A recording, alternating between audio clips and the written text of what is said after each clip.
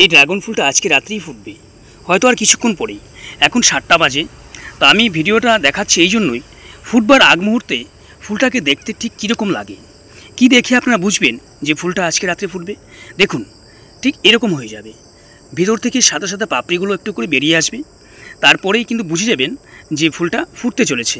তো ফুটবার পরে কি করে পলিনেশন করতে হয় সেটা আজকের ভিডিওতে আমি দেখাবো।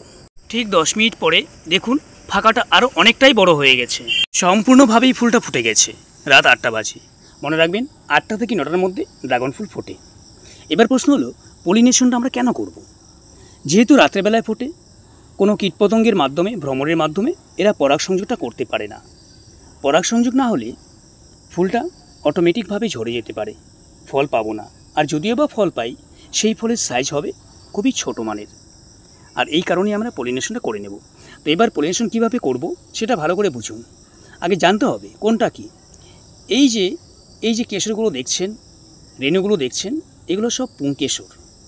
আর এপাশে যেটা আছে, এই যে এটা হলো গর্ভকেশর।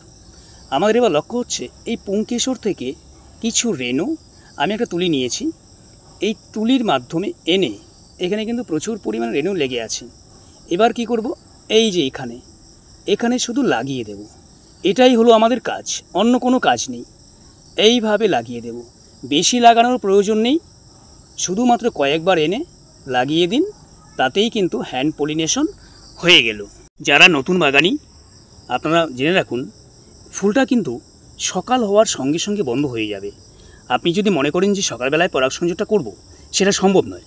তাই রাত্রেবেলায় লক্ষ্য রাখবেন ফুল কবে ফুটবে আর কীভাবে ফোটার আগ মুহূর্তটা কীরকম হয় সেটা আমি দেখিয়েছি। রাত্রেবেলাতেই হ্যান্ড পলিনেশনটা করে নেবেন। হ্যান্ড পলিনেশন করবার পরে লক্ষ্য রাখবেন রাত্রের আকাশটা কীরকম।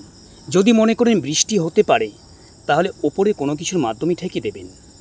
যেহেতু আজকে আকাশটা ভালো আছে, বৃষ্টি হবে না, তাই আমার সেই চিন্তাটা নেই।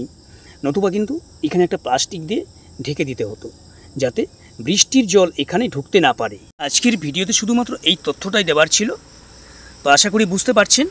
সবাই ভালো থাকবেন, সবাইকে শুভরাত্রি। আর চ্যানেলের তথ্য পছন্দ হলে প্লিজ সাবস্ক্রাইব করে এভাবেই সঙ্গে থাকার চেষ্টা করবেন।